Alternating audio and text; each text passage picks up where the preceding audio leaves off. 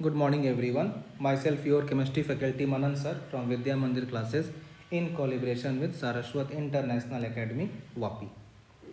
तो last class में हमने बात किया था regarding oxidation number and reduction state. अब हमें जाना एक बात पढ़ने, what is N factor, what do you mean by N factor. हम बात करते हैं एन फैक्टर के बारे में।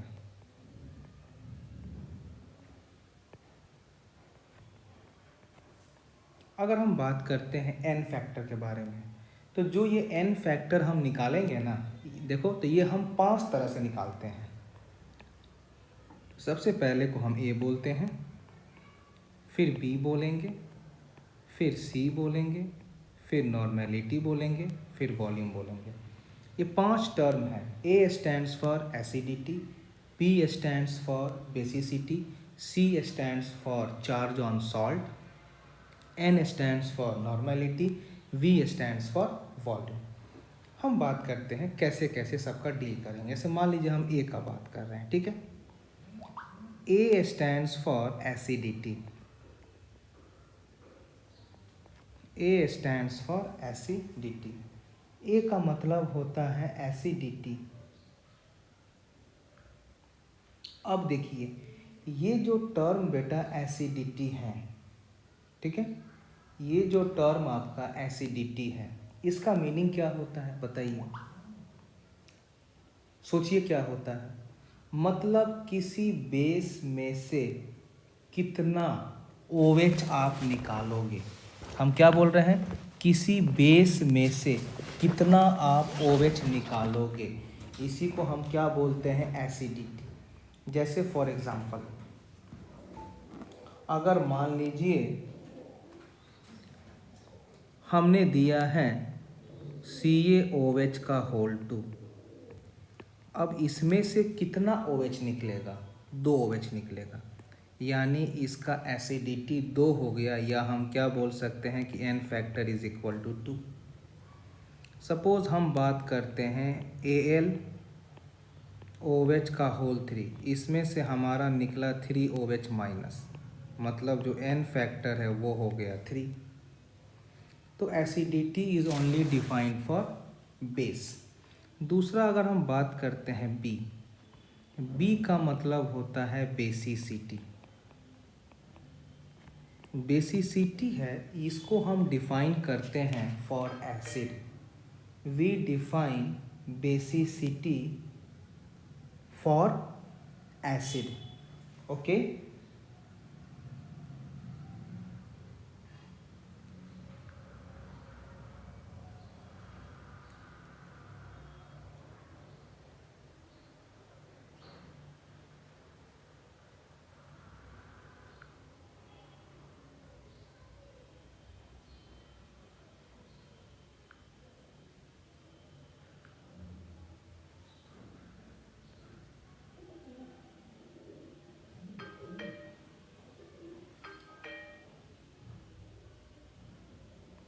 अब देखिए जैसे मान लीजिए आपने एक एसिड लिया HCl, आपने क्या लिया, एक एसिड ले लिया HCl, इसमें कितना H प्लस है, एक H प्लस है, यानी इसका जो एन फैक्टर है 1, और इसी को हम बोलते हैं बेसिसिटी, ठीक है। इसी को हम क्या बोलते हैं, इसी को हम बोलते हैं बेसिसिटी। दूसरा अगर मान लीजिए आपने ले लिया H2SO4, इसमें 2 H प्लस निकलेगा, तो इसका जो एन फैक्टर हो गया वो हो गया 2। मतलब एसिड कितना H प्लस दे देगा, इसी को हम क्या बोलते हैं, बेसिसिटी, ठीक है। अगर हम चार्ज की बात करें, जैसे मान लीजिए C, अगर हम ले लेते हैं NaCl, तो इसमें +1 -1, तो दोनों को गुना कर दो, तो एन फैक्टर कितना हो गया, 1 × 1 1। अगर हम ले लिए AlCl3, Al + 3Cl - 1, चार्ज कितना होगा, दोनों को मल्टीप्लाई कर दो, 3 × 1 = 3। तो मतलब नाम देखिएगा कि अगर बेस है तो हमें निकालना होता है एसिडिटी, अगर एसिड है तो हमें निकालना पड़ता है बेस, और सॉल्ट है तो हम केवल क्या कर देते हैं, हम चार्ज को बस चुपचाप मल्टीप्लाई कर देते हैं। क्या कर देते हैं हम चार्ज को चुपचाप मल्टीप्लाई कर देते हैं, ठीक है। ये भी n फैक्टर जो निकालना है, इससे भी हम लोग बहुत सारे रिएक्शन को बैलेंस करते हैं। लेकिन देखिए, बैलेंसिंग ऑफ रिएक्शन मेडिकल या नीट में बहुत कम आते हैं, और उसको आप ऑप्शन से भी टेस्ट कर सकते हो। ऑप्शन रख रख के टेस्ट कर लेना, कहाँ हमारा बैलेंस हुआ, कहाँ बैलेंस नहीं हुआ। अगला हम बात करते हैं, what is the meaning of oxidation. Next हम बात कर रहे हैं कि what is the meaning of oxidation. Oxidation का मीनिंग क्या होता है, तो क्या बोलोगे कि those reaction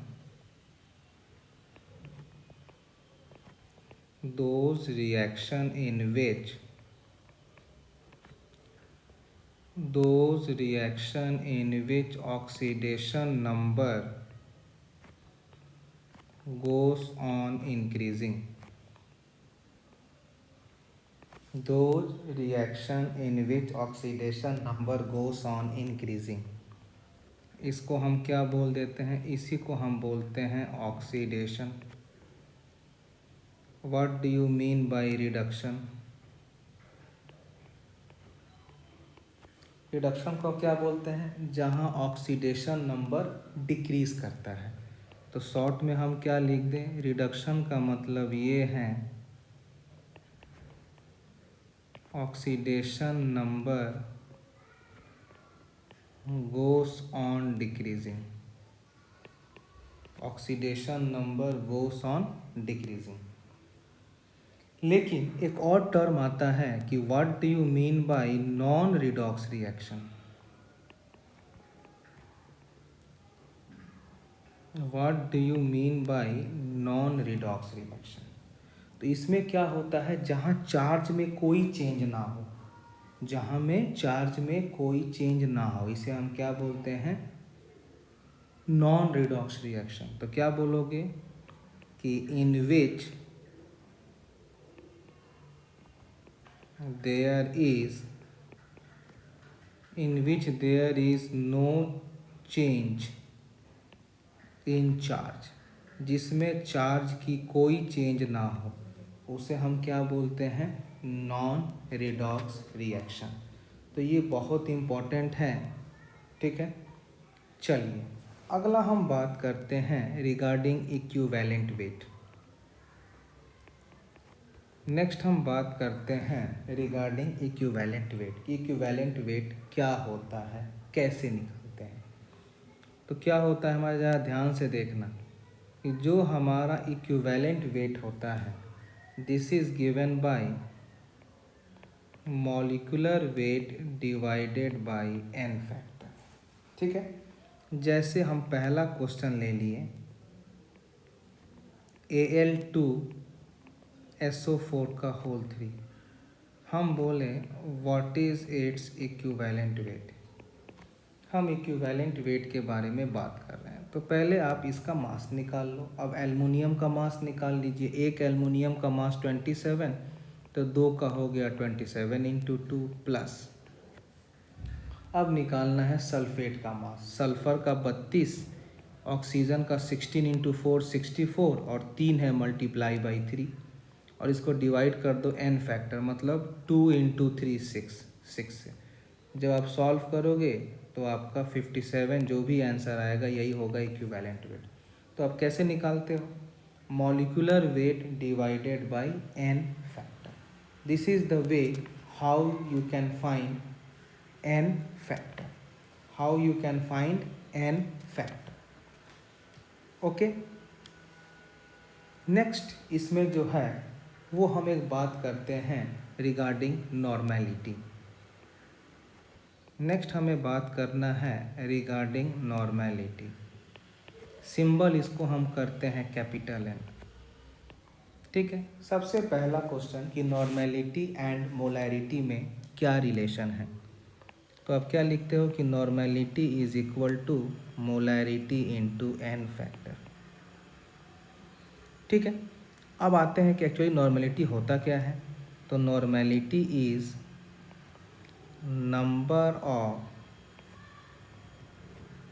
number of equivalence of substance divided by volume in litre. अब हम बात करें कि जो मेरा ये इक्विवेलेंस है ये कैसे निकालेंगे। ये हो जाएगा given mass divided by equivalent mass. ये मेरा हो जाएगा इक्विवेलेंस। अब नेक्स्ट हम बोलेंगे कि मैं इसमें इक्विवेलेंट वेट कैसे निकालूंगा। तो equivalent weight is equal to molecular weight divided by N factor. क्या हो गया, एन फैक्टर। यानी अगर ये वाला हम वैल्यू यहाँ पुट करें तो मेरा इक्विवेलेंस क्या हो जाएगा, equivalence will be equal to N factor into molecular weight by given mass. और इसी को हम मोल बोलते हैं तो क्या हो जाएगा, N factor into number of moles. यानी हम क्या बोल सकते हैं कि जो हमारा इक्विवेलेंस है ये हो जाता है हमारा N factor into number of moles. अगर इसको हम मानते हैं कि जो मेरा मोल्स है ये मोल पर लीटर है तो क्या ये हो जाएगा नॉर्मेलिटी। तो यही क्या हो जाएगा, क्योंकि आपको पता है कि जो हमारा एन फैक्टर है, ठीक है, और नंबर ऑफ मोल्स को आप क्या लिख सकते हो, मोलैरिटी इनटू वॉल्यूम। क्यों, आपको पता है कि मोलैरिटी बराबर होता है मोल्स बाय वॉल्यूम। और अभी आपको सिखाए थे कि नॉर्मेलिटी होता है मोलैरिटी इंटू एन फैक्टर। तो मोलैरिटी इंटू एन फैक्टर को आप लिख दोगे नॉर्मेलिटी इंटू वॉल्यूम। यही मेरा हो गया इक्विवेलेंस। अब आपको जो कंफर्टेबल लगे वो फार्मूला आप यूज़ कर सकते हो। आइदर आप यूज़ करो नॉर्मेलिटी इंटू वॉल्यूम या आप यूज़ करो N factor into number of moles. तो ये मेरा हो गया रिगार्डिंग नॉर्मेलिटी, जो हमारे कुछ इसमें कॉन्सेप्ट्स में क्वेश्चंस आते हैं कि कैसे आप निकालोगे नॉर्मेलिटी, कैसे, जो हम चैप्टर 1 में पूरा सही से कराए हैं। अगला जो इसमें मेरा पार्ट आता है बेटा वो रहता है टाइट्रेशन। नेक्स्ट जो टॉपिक रहता है हमारा वो रहता है हमारा टाइट्रेशन। अगर हम टाइट्रेशन की बात करते हैं इसमें तो याद रखिएगा कि ये हमने आयनिक इक्विलिब्रियम में आपको पूरा डील किया था, तो वही यहाँ पर फिर से आएगा। जैसे एक आपका आ जाएगा एसिड बेस टाइट्रेशन, जैसे एक आपका आ गया एसिड एंड बेस टाइट्रेशन। अब अगर हम एसिड एंड बेस टाइट्रेशन की हम बात करते हैं तो इसमें क्या होगा, 4 केस हो जाएगा। अगर आपने strong acid and strong base ले लिया। दूसरा क्या होगा, अगर आपने strong acid and weak base ले लिया। तीसरा क्या होगा, अगर आपने weak acid and strong base ले लिया। चौथा क्या होगा, अगर आपने weak acid and weak base ले लिया। तो ये 4 तरह का टाइट्रेशन है जिसके लिए आप हमारा आयनिक इक्विलिब्रियम का वीडियो देख लीजिएगा।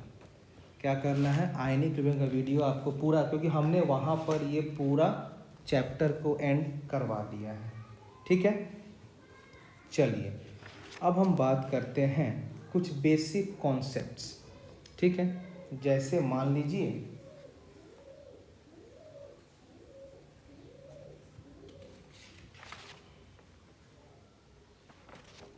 अगर हम एक क्वेश्चन ले रहे हैं, ठीक है,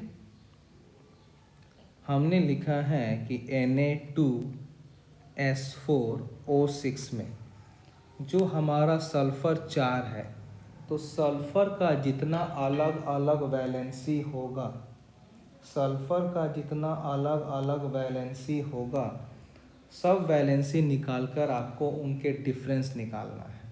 तो देख लो कि यहाँ सल्फ़र 1 से ज़्यादा है तो इसका हम मैथमेटिकल से वैल्यू नहीं निकाल सकते। इसके लिए हमें क्या करना पड़ेगा, स्ट्रक्चर ड्रॉ करना पड़ेगा। याद रखिएगा कैसे बनेगा, ये देखिएगा Na+O- sulphur double बॉन्डो sulphur sulphur sulphur double बॉन्डो O- Na+, ठीक। अब आप देख रहे हो कि जो हमें कंपाउंड दिया गया है वो न्यूट्रल है। न्यूट्रल का मतलब जितना प्लस उतना माइनस। अगर O पर यहाँ -1 है तो सल्फ़र पर +1। अगर O यहाँ -2 है तो सल्फ़र +2। O यहाँ -2 सल्फ़र +2। सेम यहाँ पर O -1 सल्फ़र +1। O यहाँ -2 तो सल्फ़र +2। O यहाँ -2 सल्फ़र +2। अब बीच वाला सल्फ़र की हम बात करें तो इस सल्फ़र का हाइब्रिड sp3, इस सल्फ़र का हाइब्रिड sp3, इस सल्फ़र का हाइब्रिड sp3, इस सल्फ़र का हाइब्रिड sp3, मतलब सब बराबर है तो सब पर चार्ज हो गया 0 क्योंकि कोई ट्रांसफ़र नहीं होगा। तो हम क्या देख रहे हैं कि अगर इस सल्फ़र की बात करें तो यहाँ एक सल्फ़र का वैल्यू आ रहा है +5 और एक सल्फ़र का वैल्यू आ रहा है 0। दोनों का डिफरेंस पूछा गया है तो 5 - 0 = 5। ऐसे बेटा एग्ज़ाम में क्वेश्चन हमें सॉल्व करना है। क्या करना है? क्वेश्चन को सॉल्व करना है। आया समझ में? चलिए एक और हम समझते हैं रिएक्शन को लेके। जैसे मान लीजिए आपको मैं अगर एक रिएक्शन दे रहा हूँ, ठीक है, जैसे हम ये दे दिए, जैसे मान लीजिए एक रिएक्शन दे दिया हमने Mg + ½ O2 is giving MgO। ठीक, हम पूछ रहे हैं कि आपको ये बताना है कि इसमें ऑक्सीडेशन है, रिडक्शन है कि नॉन रिडॉक्स रिएक्शन है। Mg अकेला है, यहाँ चार्ज 0 और यहाँ Mg पर चार्ज +2, तो 0 से 2 हो गया तो इसे बोलते हैं ऑक्सीडेशन। O पर यहाँ चार्ज 0, O पर -2 घट गया तो इसको हम बोलते हैं रिडक्शन। तो ओवरऑल रिएक्शन क्या हो गया? जहाँ दोनों हो रहा है, ऑक्सीडेशन भी हो रहा है, रिडक्शन भी हो रहा है, तो इसको हम क्या बोलते हैं? Redox reaction. इसको हम क्या बोलेंगे? Redox reaction. ये पहला है। दूसरा हम बात कर रहे हैं, जैसे मान लो अगर हमको एक ये रिएक्शन दिया गया, जैसे एक हमें एक ये रिएक्शन दिया गया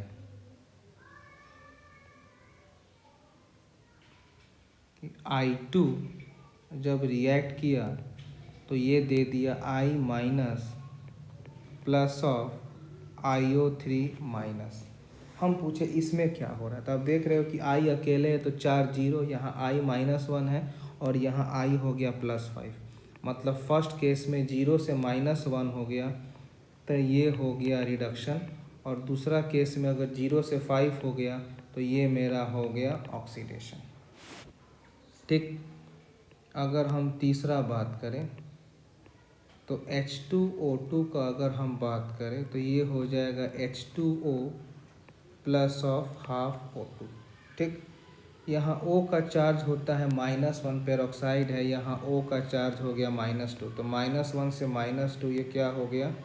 रिडक्शन, और यहाँ O का चार्ज 0 है, -1 से 0 ये क्या हो गया? ऑक्सीडेशन। मतलब overall reaction is showing redox reaction. तो इस तरह से बेटा आपको पता करना है कि रिएक्शन हमारा रिडॉक्स है। अब देखो इसमें क्या देख रहे हो, अगर एग्जांपल नंबर 2 और 3 की बात करें तो आप क्या देख रहे हो कि एक ही एलिमेंट I है जो 3 अलग अलग चार्ज दिखा रहा है, एक ही एलिमेंट O है जो अलग अलग चार्ज दिखा रहे हैं, लेकिन चार्ज में देख रहे हो कि एक जगह हो रहा है रिडक्शन, अगला हो रहा है ऑक्सीडेशन। तो एग्जांपल नंबर 2 और 3 को कंबाइन हम क्या बोलते हैं? डिसप्रपोर्शन। ऐसा रिएक्शन को हम क्या बोलते हैं? Disproportion reaction. मतलब वो रिएक्शन जिसमें एक एलिमेंट का ऑक्सीडेशन भी हो एज वेल एज उसका रिडक्शन भी हो, ऐसे एलिमेंट को हम क्या बोलते हैं? इस तरह के एलिमेंट को हम क्या बोलते हैं बेटा? ऐसा एलिमेंट को हम बोलते हैं रिएक्शन को डिसप्रपोर्शन। ठीक है, तो this was all regarding your redox reaction. Now we are going to start with a very important concept, that is your organic chemistry। although हमने वीडियो प्रोवाइड कर दिया है, लेकिन हम फिर से स्टार्ट करने वाले हैं आपका ऑर्गेनिक केमिस्ट्री। ठीक है, चलिए।